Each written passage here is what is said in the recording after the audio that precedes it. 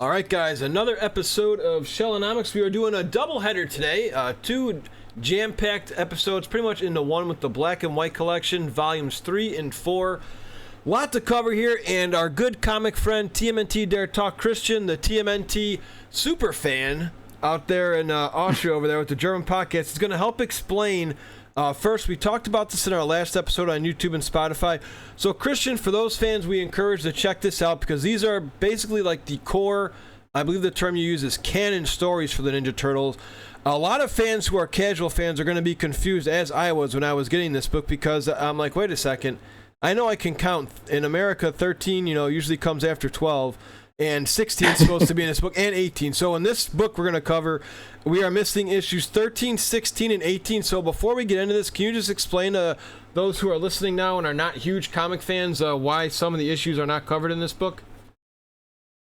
Yeah, in the Mirage Comics. Okay, with the Ultimate Collection that we are talking about, they really try to collect they really focus on the Eastman and Laird stuff. So the main story parts, and issue number 13 is like a side story. It's canon, but it's not by Eastman and Laird. It's by Michael Dooney. Um, so they did not include this here, and then we already with issue 16 and 18 we have guest era stories that are not really fitting into the canon. They are like side stories. They're like stories that some other guys did. They're pretty cool, but you cannot really fit them into the main canon, so they left them out. So yeah, with the Ultimate Collection, we really try to focus. Hey, we really want to give you the main story, the main stuff by Eastman and Laird, the the basics, if you want to call it that. So yeah, and later on we're gonna miss a lot of issues, but all of these issues, as I mentioned, they are. Some of them are canon. It's not like all of them are non-canon. Some of them are in continuity of the main story and so on and so forth, and they're really cool. But they are not by Eastman and Laird. They're by other guys, Jim Lawson, Michael Dooney, and so on and so forth. So they left them out of the Ultimate Collection. And well, of course, there are also some stories that are definitely not canon, where they would just like what if stories or some stuff like that by some other comic artists. So yeah, there are some big jumps later on here with the numbering. Yeah. Okay, excellent. Thank you for pointing it out, because I do hope to cover those with you down the road here on Shellanomics. And we know if you guys stick around for the end, we can tell you where to find some more awesome content with some Turtle comics. But for now, let's get started with issue number 12. Just my fun little notes. Diet Pepsi is in this one in issue 12, and a really, really awesome Splinter fight. Yeah. As we remember, last issue, the Turtles, they went to Northampton, they went to the farm, and now we're like in the Northampton arc. So we got some stories here where they're hanging out at the farm, and they're having some adventures there, which starts with issue number 12, which is called Survivalists, where the Turtles run into this extremist group, some guys who really want, this was like in the 80s, so there was the Cold War going on, and these guys, they're called CRAP, which is an acronym for, if I remember correctly, um, Committee for Rebuilding American Patriotism. Um, and they really want to jumpstart the war. They want to show off how good they are at fighting. They're like the survivalists. They're like this prepper guys. And you know how nowadays guys like these still exist. And the turtles run into them, and well, they have some pretty cool fights there, as you mentioned. Splinter even gets into the fight, fights the leader of them, and well, he's no match for the master until he cheats. Yeah, but then these guys, they even have an atomic bomb that they want to activate, but Donatello is able to remove the radioactive part of the bomb, so it explodes. But it just blows up the building, the house that these guys are living in, including the leader. but at least not an atomic explosion. So that's pretty much fine. So yeah, that's the end of that story. A cool little story, which also was inspiring the 2003 episode Hate from season 4. Yeah. Oh yeah, good call. Good point out. All right, so now we get a little breathing. Now, the good thing too is you still get the same amount of issues in this collection as you do the others. Just because you don't get up issue 13 doesn't mean they're shortchanging this book, guys. So we're going right into issue number 14. Just a lot of gangster vibe in this one. And Casey Jones, this is actually a really good trivia question, in my opinion, guys. If you're looking to stump your friends, Casey Jones says cowabunga in this issue. Yeah, that's exactly right. And for some time, I thought, wait, is this the first mention of Kawabanga? But well, this issue came out in '88, and the classic cartoon was '87. So it just some month ago. The classic cartoon was first with the Kawabanga. Well, this is the Unmentionables, issue number 14. It's definitely an Kevin Eastman story. You can totally feel it because he likes those gangster stories, this gritty street level crime stories. And it's, well, the Turtles and especially Casey, it's a very Casey focused story. And he is like after because like this golden cow was stolen, and he's like all like detective mode, and he wants to go after the thieves, and the turtles help him, and April is also there. And as you mentioned, this is one big crime story, very lots of characters, like bad guys, good guys, so many characters in this story.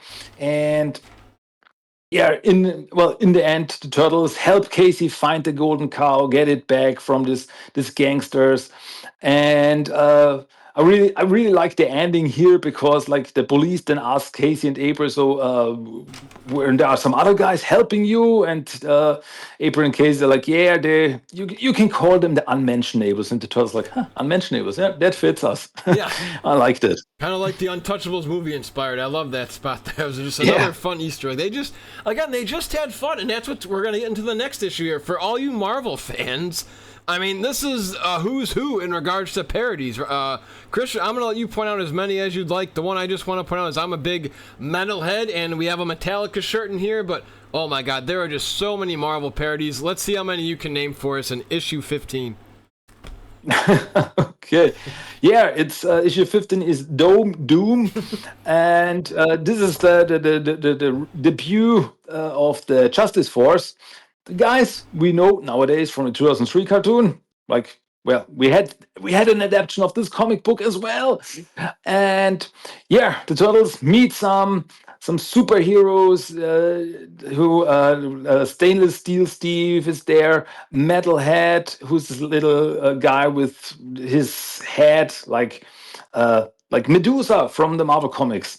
And what else? Zippy Lad, who's like this Flash character, Joe Elastic, who's Mr. Fantastic.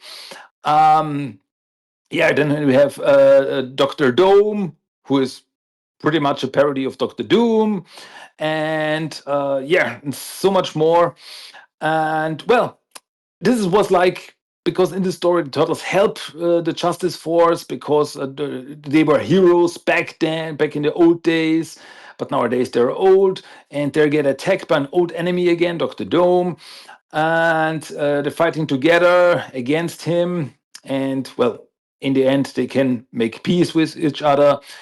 And as I mentioned way back when we were talking about this episode in the 2003 cartoon, that I was really happy with how they adapted the story, because they put in a twist that wasn't present in this comic book. That Dr. Dome was really in this comic book, he was the one behind these attacks. But in the cartoon episode, it was Ananda, the daughter of Battling Bernice, who was behind this attack. So, like, oh, there's a twist that I did not see coming back then, because I knew the comic, but that was really smart. So here this is the origin of this Justice Force that we, well, know from a 2003 cartoon, and some other appearances here and there. And yeah, superheroes in the TMNT universe. It's nothing unusual nowadays. Yeah, exactly. We finally get the Daredevil reference because that's like, as you told us before in a previous episode, that was kind of where the Turtles came from, Daredevil parodies. So we had that. You had a Hulk poster. You had Z instead of X for the Professor, Mr. Elastic instead of Mr. Fantastic. I just had so much fun with that one. That was a good one. You can just tell that these guys were just having fun. And I don't think they had Burnout until later when we get into that, around that time. But this is pretty much Turtle Mania, Turtle Prime. It was starting to get there, and just oh god, these are so much fun I have with you doing these episodes here, Christian. Feel free to walk us into the next issue. Well, that's issue number 17. As I mentioned, 16 is skipped. Which is called Distractions, which is a very unusual story because we get thrown right into the story. Michelangelo is somehow in medieval Japan, and he gets caught up in this fight between this evil daimyo who kidnaps this princess, and he's fighting through all these bad guys to get her back.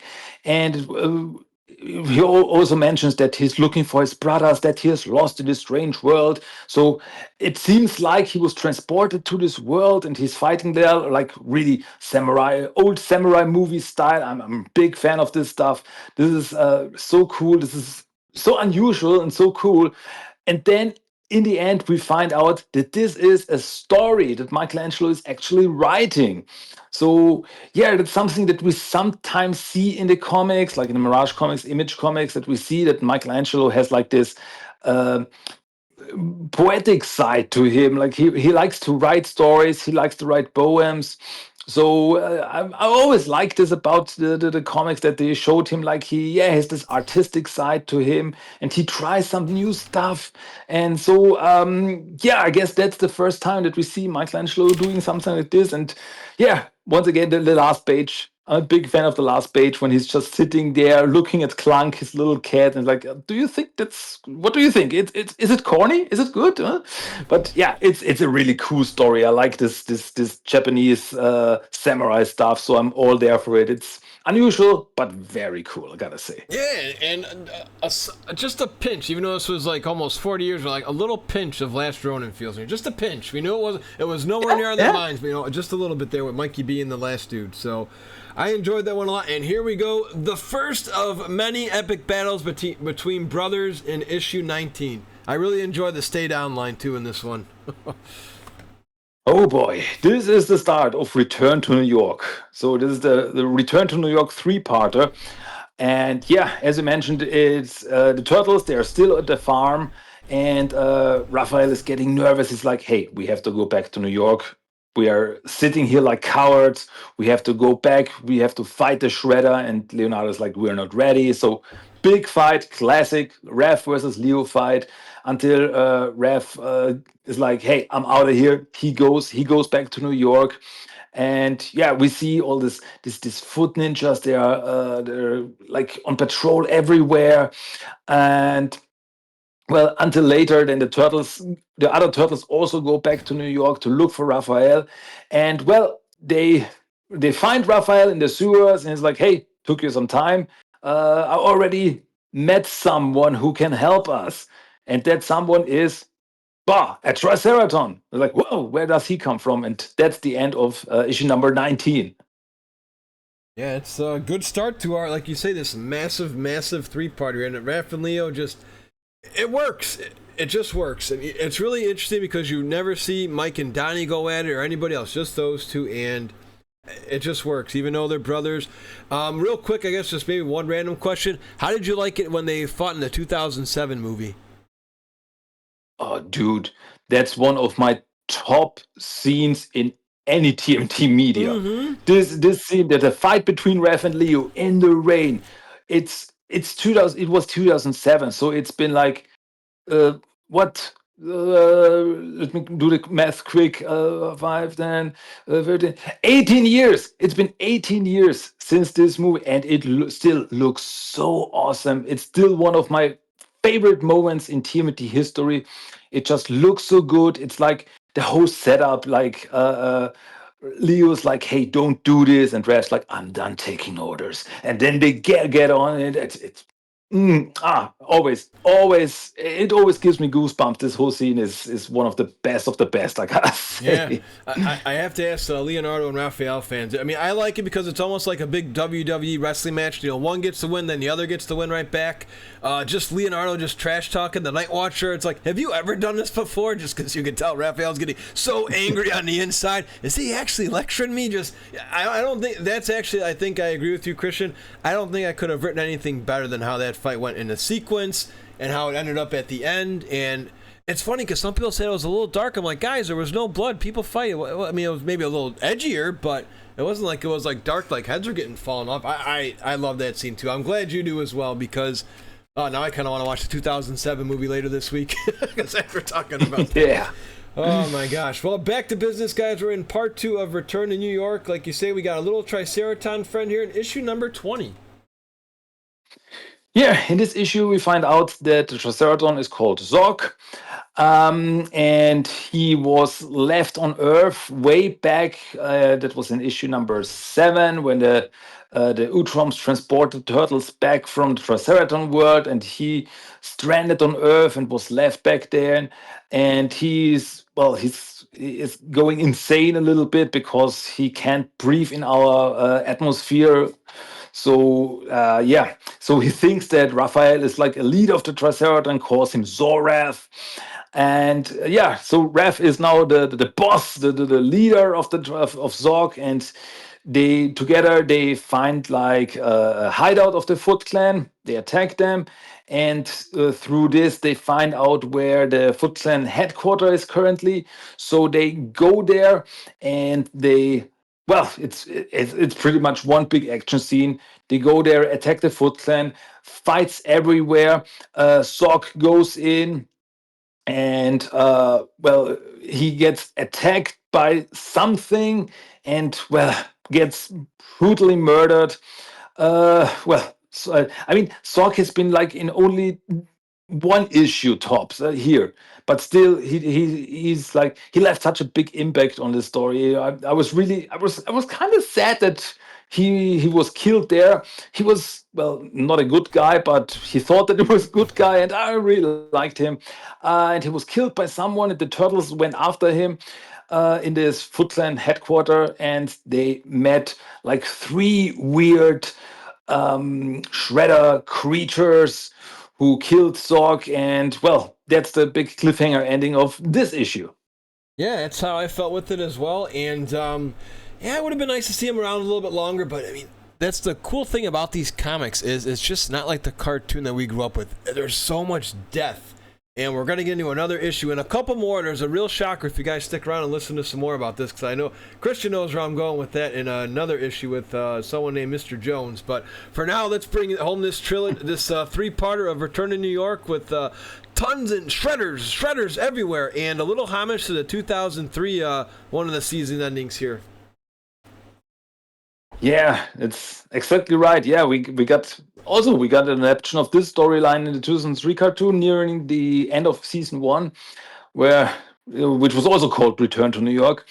And well, here, like these 3 shredder creatures, they attack the turtles once again. Big fight, and yeah, well, most of the issue is fights, because the Foot Clan attacks these Shredder clone creatures. They fight the turtles, and then, well, later, then Leo goes after Shredder himself, and we finally find out how it was possible that Shredder is alive again, because, well, he was killed in the very first issue, and it turns out that he is actually well, he's a clone, but not in the usual sense. It's like the Foot Clan. They have this mystic knowledge, and with a fusion of mysticism and modern technology, to use like these warm creatures to feed on the flesh of the original Shredder to create a new Shredder body.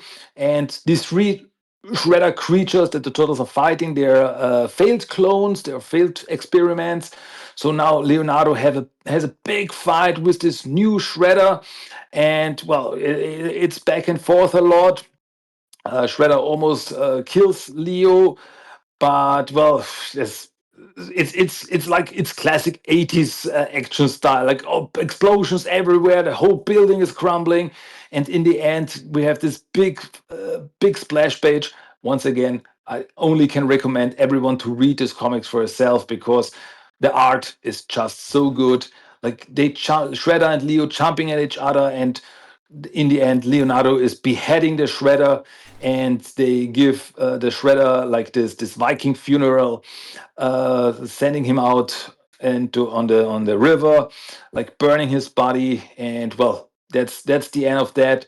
The turtles have fought back. They are back in New York.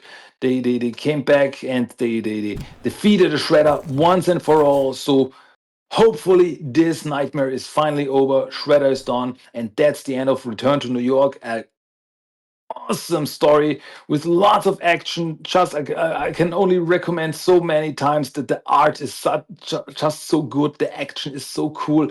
It's so it's this is really one of the best storylines in Mirage Comics, and yeah, that's the end of this and the end of book number 3 of the Ultimate Collection. Yeah, I can't agree more. You took the words out of my mouth. I encourage everybody who's a Teenage Mutant Ninja Turtle fan, whether it's from the 1987 series, the 2007 movie, the Nickelodeon show, the 2003 series, Rise of the Turtles, just all these other incarnations of Turtles. Just this is where it all started and where it all began. So if you want to be a Ninja Turtle historian, this is where I recommend you start, especially if you're of age. And I mean, I guess, well, Christian, no, we talked about this. You're a family dad. You have kids.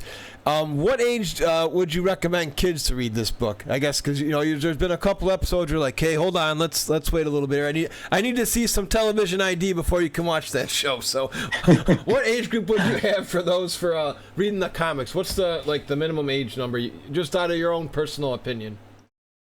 Well, in movie terms, I would put them PG-13. Okay. I think that's around because there's a lot of fights and so on and so forth. Especially in this storyline, there's a lot of fight, a lot of killing.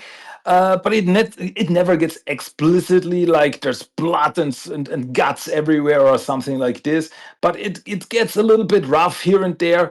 So I think, yeah, PG-13, I gotta say, like when the kids are around 13, 14, I think that can work. That's not gonna give them nightmares, not much at least. Yeah, and the language isn't that bad either. I mean, a bad word every now and then, but it's not excessive, it's not explicit, and it's actually a really smooth read too. Like you're saying, it's very easy on the eyes with the black and white.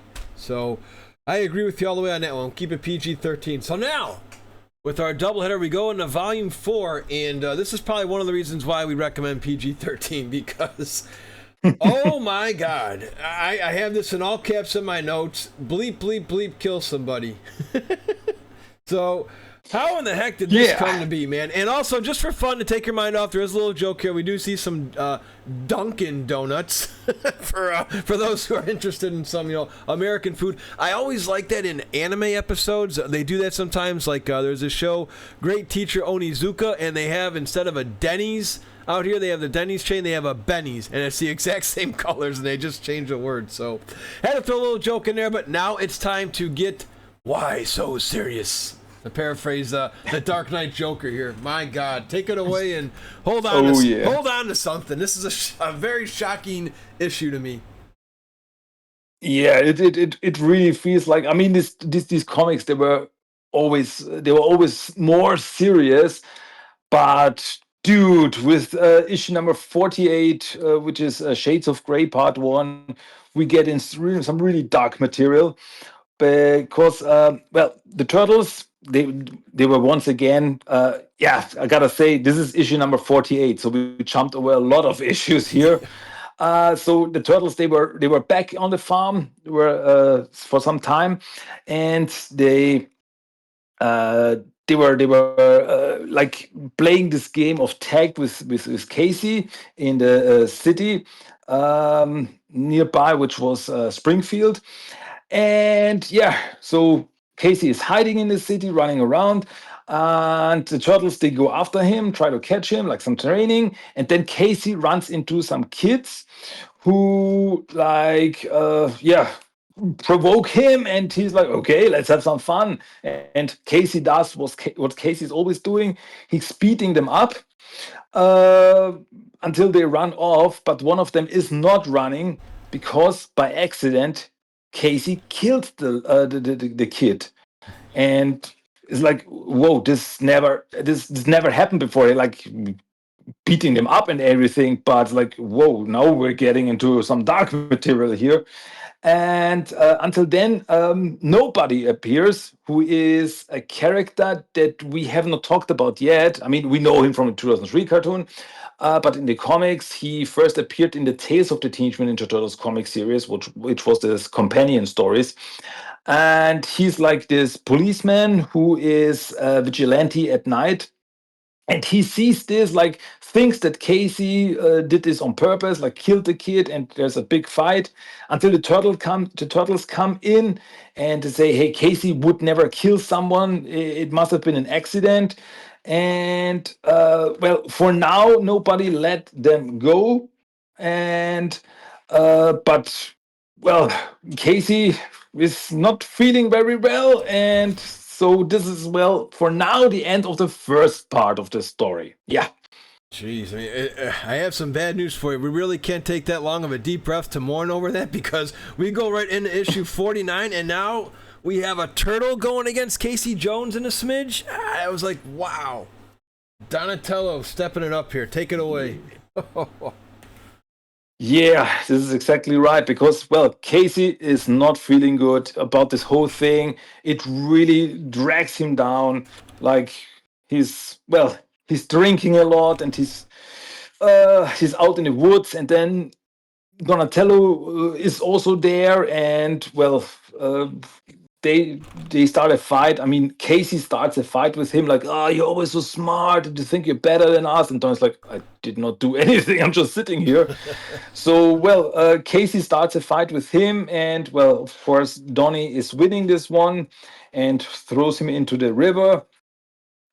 So then later on, Casey goes back to Springfield, and he runs into Nobody, who is in his normal police uniform, and he tells Casey that he is free of charges because it was really an accident. It turned out that it was really an accident. But it does not change the fact that Casey killed someone by accident. So, well, it's like, it feels like this whole story feels like a prequel to what's coming next, which is the City at War saga. It's like lots of people are not feeling really good. It's like, whoa, we're the superheroes. It's like, no, we are also only human. I mean, we have this moment where between April and Splinter in this issue, which I always thought it was yeah, cold for Splinter, when April is like, "Hey, I don't know what I'm doing with my life. I was talking to my sister Robin, and I don't know. I need to do something. Just wish I had a normal life. I know you guys. I love you guys, but I can never like meet someone and bring them here because you are here and you cannot be seen, and so on and so forth." And Splinter, what should I do? And Splinter just turns around, looks at April, is like, leave.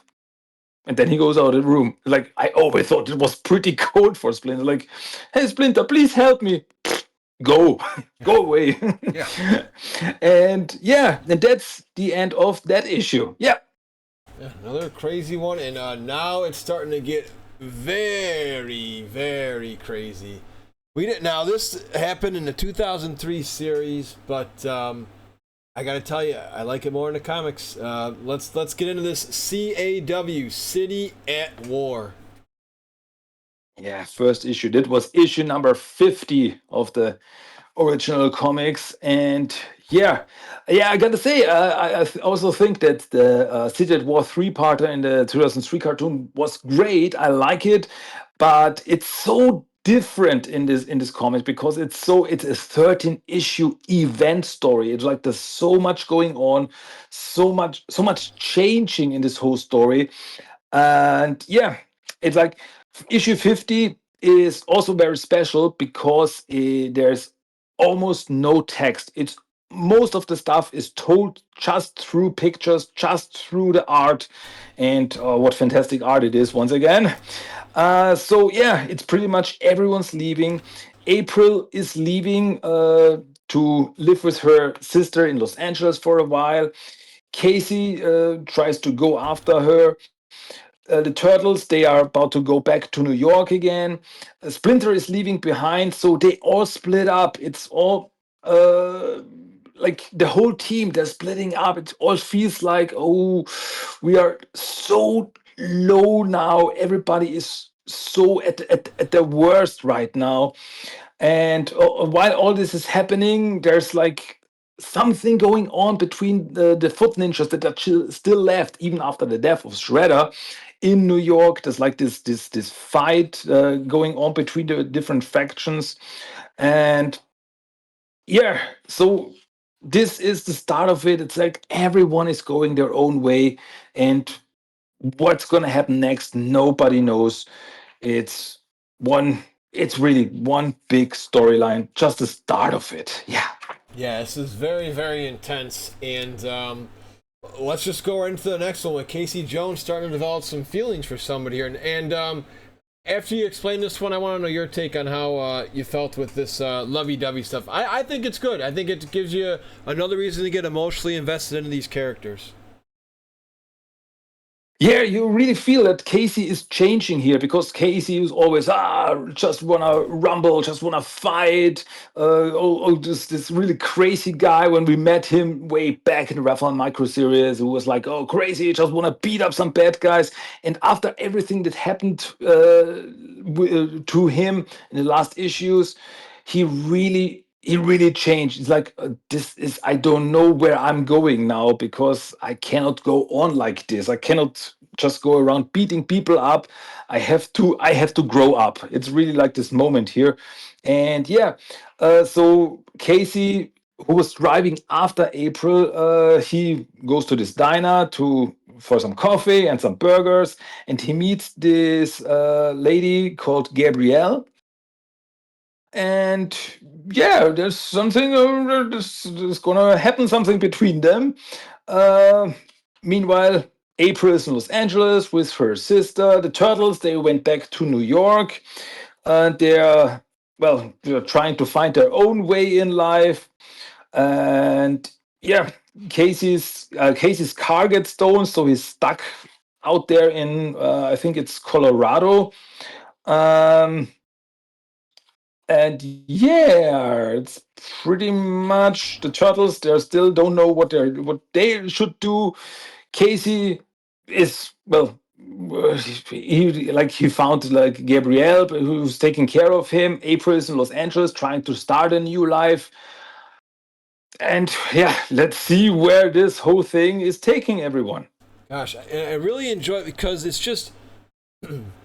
I do wish I could travel back in time if we can get Renette. See, I practiced now. You got me in to say Renette, not Renee. I wanted to make sure I got that in there for practice. Use the time chapter and just go back and just read these the way they were supposed to be, page by page in the black and white. You get that nice comic book, aroma smell when you're turning the pages, because as you said in just the first one, issue 50, it's mostly just artwork. You're just blazing through and you're actually getting invested. Like, wow. And here we go again with Casey and Gabrielle in number 52, and Raph is growing very, very impatient, as we figured. Yeah, it's like Casey, who is still staying with Gabrielle, and she's taking care of him, and he's like, I don't know what I should do. So, well, he's just hanging around, and yeah, there's like a little romance starting between them. Um, Meanwhile, there's something going on in New York, because there are uh, some foot ninjas who are letting loose a robot in the city, causing chaos. There's like a big fight starting. And in Japan, meanwhile, the Foot Clan realizes, there's a war starting in New York City between the different factions of the Foot Clan for for leadership. So we should do something about this. And this is the first time ever that we meet Karai. And we see, okay, she's not, I don't think she's even named here, but we know that she is Karai. It's like, okay, we have to do something about this. And then the turtles, they get caught between in the middle of this fight, like this big robot attacking like a bus where some other foot ninjas some foot guys are in there, and then some other foot ninjas come in. And it starts like this real street fight there, and it's crazy. It gets a little bit bloody. So turtles are caught in this fight. There's like a little army of foot ninjas, some robots, and well, on the last page, one of the turtles says, "Well, it can't get much worse," but well, it's gonna get worse. It's gonna get worse. Oh my gosh, yes it does, it does. So issue 53 is coming out, and I believe Christmas 1992, and I had a little note here, as we brought up before, just for those who, just in case you're listening to shellanomics for the first time on YouTube or Spotify, be sure to like and subscribe on YouTube, and drop us a follow on Spotify. Comic books back then were $2.25, way back when. For the USD. Can you imagine it? Yeah, for USD, $2.25. For all this rich, just amazing content. And 92, that was let's see, Turtles 3 I don't think came out, the movie that was in 93. Turtle Mania I think was still riding high in 92. TV show was still doing very well. Merchandise was all over the place. People in my area were still having Ninja Turtle themed birthday parties. Video games, you had your bed sheets, you'd brush your teeth with your Ninja Turtle toothbrush, you go to bed with your Ninja Turtle bed sheets, you'd play with your figures. So Turtle Mania was still very, very high. So let's get into issue 53 here. Yeah, so the most of the story is the turtles caught in this fight, and there's like this big fight, and some elite ninja even appear, and well, it's really crazy. Meanwhile, Casey finds out that Gabrielle is pregnant, but she was pregnant before, so it's not like he is the father. And but Casey's like, okay, it's like, it doesn't matter. I care about you. I will take care of you. I will stay. So the story goes on. And Splinter, meanwhile, his story starts here more or less, because he's like walking around in the woods, and he finds this like old factory building, and he starts to look around here. So that's gonna be very interesting, Splinter's story. So, but most of the story is the turtles fighting, and they are, well, in the end, they're barely escaping with their lives, because it's just craziness, or as the turtles put it, it's a maelstrom of violence. And and back in Japan, Karai is like, okay, we really have to do something. So it is time to take care of business in New York, and that's what she's gonna do. Yeah, it's how, I guess probably going to be a tough question to answer, because Karai from the original, the 2003 cartoon. But what were your first thoughts having Karai there? Because again, Shredder is gone; he ain't coming back. So, what were your thoughts having Karai being, again, it's being a female leader? I enjoyed it. I thought it was a great, fresh take, and we've had good female villains before in the Marvel and DC universe. Catwoman, to name one, and a couple others. So I enjoyed Karai in this. How about you? Oh, absolutely. It was also very interesting, because I mean, we had all this Shredder and Foot Clan stories, but it's like, it always seemed like, okay, Shredder is in New York. This is the New York Foot Clan, so that's our focus here. But what about other parts of the world? So what's going on in Japan? What's going on in the background of the Foot Clan? It was always like a mystery. It was never the focus of the story. So to finally see something going on, like, okay, oh yeah, the Foot Clan is still active in Japan, and so on and so forth. So that was very interesting. And with Karai, she's really an interesting character. Like, she's completely different from the Shredder, with all her, well, just like in the 2003 cartoon, with her feelings for honor and so on and so forth. With Shredder was always like, I want revenge, I want to conquer, I want to be the big boss here. And from the start, we get the feeling that Karai is more like, no, it's more about business. She's more level-headed than Shredder. She's more on the honor side. She's not, I don't want to kill people left and right. I'm here to take care of the Foot Clan, take care of the family, and so on and so forth.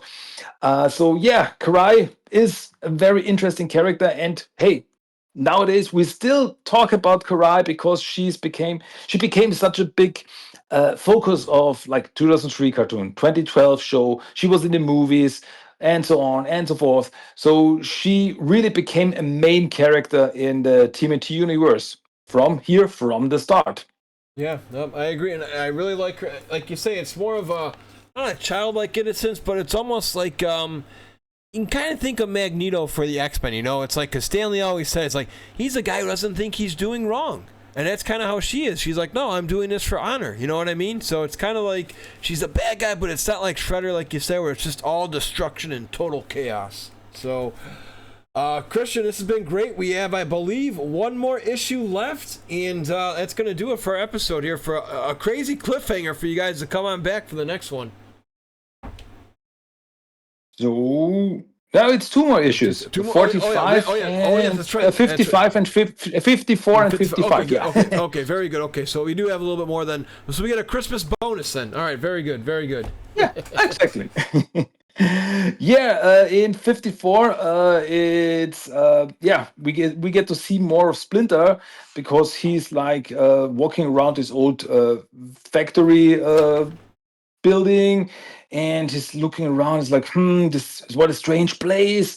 And then he falls down like this big chimney, and he breaks his leg, and he can't move. He's alone. He don't know what to do, and well, he passes out at first.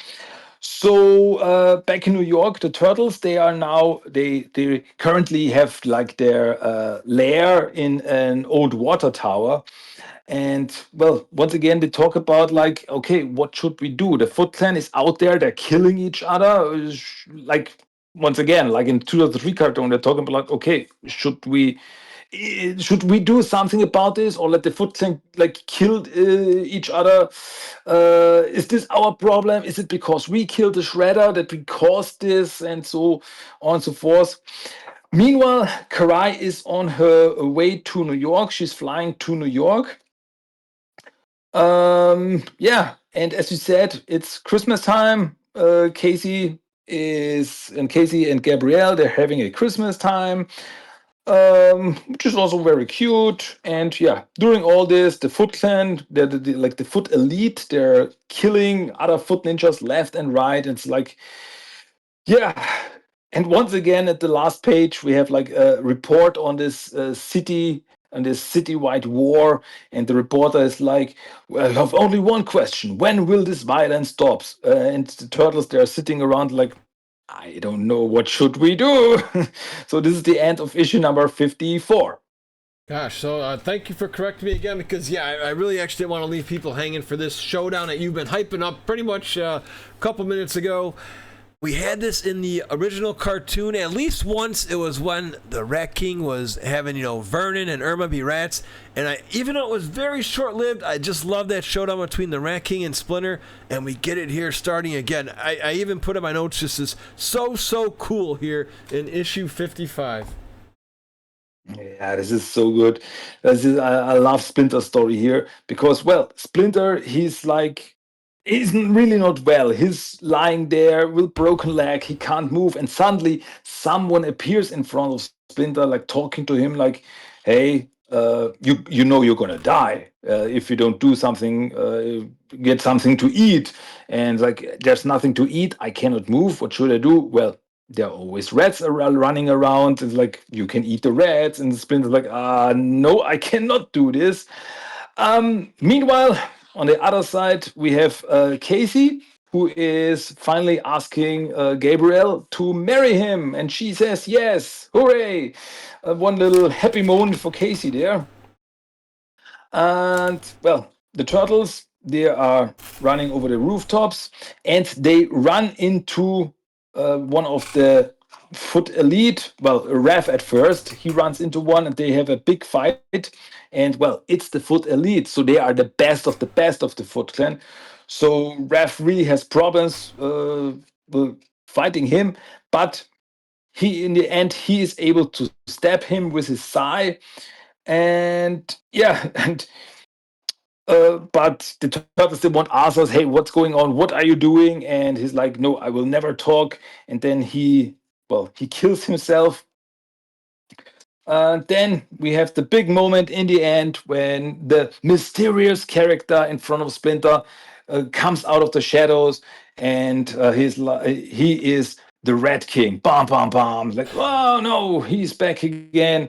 And well, this is now finally the end of the Ultimate Collection Volume number 4. And well, what a cliffhanger it is. Yeah, exactly. I wish we had enough time to do another one, but we will be hopefully back with you guys next week. Final thoughts on both of these books. I really enjoy just these guys, Peter Laird and Kevin Easton. They were just untouchable at this time. Anything they threw on the paper was gold. It was like the Midas touch, pretty much. I used to go as KingMikedas, and I'd call it the Midas touch. These guys definitely had the Midas touch because, as we're talking even here, do you notice we haven't had any negativity? Like, I would have changed this. We're not playing as Americans call it sometime Monday morning quarterback or armchair quarterback, where you sit and you just commentate and backseat the National Football League quarterbacks in the NFL. Here we just love everything about these. Everything worked, with the relationships to the battles to the parodies to. I mean, is there anything they did wrong here? I don't see anything. I think they hit a home run on every single issue here. I gotta agree. I mean, we have the big stories with Return to New York and City at War, but even the smaller stories, they still so entertaining. The art is great. It feels so.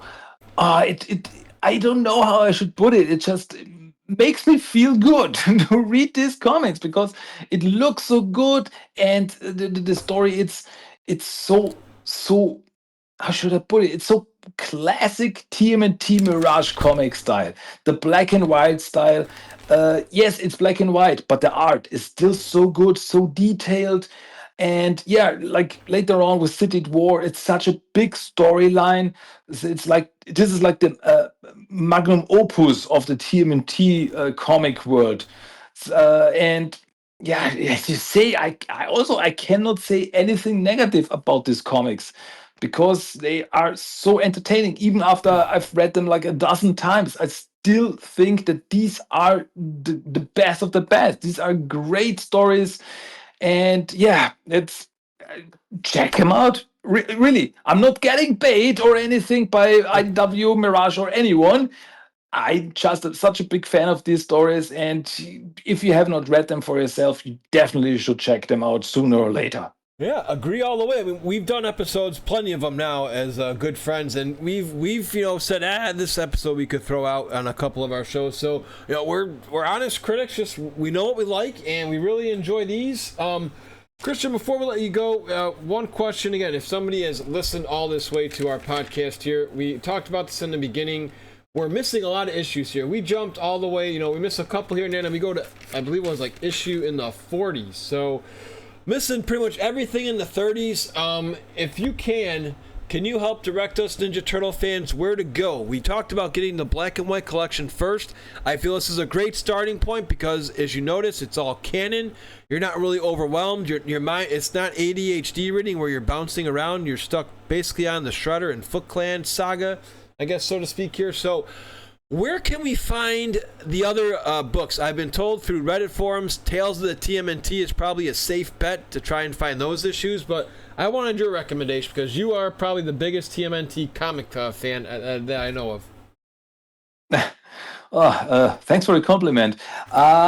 Well, yeah, if you want to read the other stories, IDW reprinted most of them in their the Color Classics. Okay. So, or the trade paperbacks, they were just called Teenage Mutant Ninja Turtles Classics. They reprinted them in color, most of the stories, and they also put out some reprint trade paperbacks for the Tales of the TMNT. I mean, volume one of Tales of the TMNT were just 7 issues, so they are collected in, I think, 2 trade paperbacks. So yeah, you can check them definitely out there. I think that's the safest bet to get them. But I also think like on if you want more into digital, it's like Comixology. I think you can find all the stuff there. Everything that IDW reprinted, you can find there. So color the TMNT classics and the Tales of the TMNT trade paperbacks, they are the safest bet to get all the other stories that are like missing here, but still canon, still good. So yeah, to get a full thing, I think that's the safest bet here. Okay, perfect. Yeah, I just took those notes then too. So the classic colors and some trades. Okay, yeah, because again, neither of us are at this time, as of this podcast, we are not getting paid by Amazon to go to Comixology. But we have brought up before, if you do have Amazon, and I believe you have Amazon Prime, I did this. You could actually try it for free for 30 days, and I did that. This is how I got my notes here. I enjoyed it. I do plan on getting these books hard copies. Actually, Christian, real quick before we go, how many hard copies of the comics do you personally own? Hardcovers. Or the trades, yeah, any of them. I mean, I have all the Ultimate Collection, all 7 volumes. Okay, nice. And some of the IDW, the IDW collections, and I've got all the German releases because we also get them in hardcover books. Got all them, like we are at volume 7, and also the Last Ronin. They put them out, so I got them. It's some, and it looks really nice. It looks really nice on the bookshelf to have this big hardcover books. They look really good. So once again, I can only recommend them. Yeah, exactly. Guys, it's been fun. We're bringing this in for a landing, but before we do, Christian, I want you to plug your channel as always, but how deep did you get into these? Because I love your podcast as well. You break these down just by book. So if you guys want more facts and more Easter eggs and just more of Turtles nostalgia and present day stuff, how deep did you get into this Ultimate Collection with issues the way we're doing this?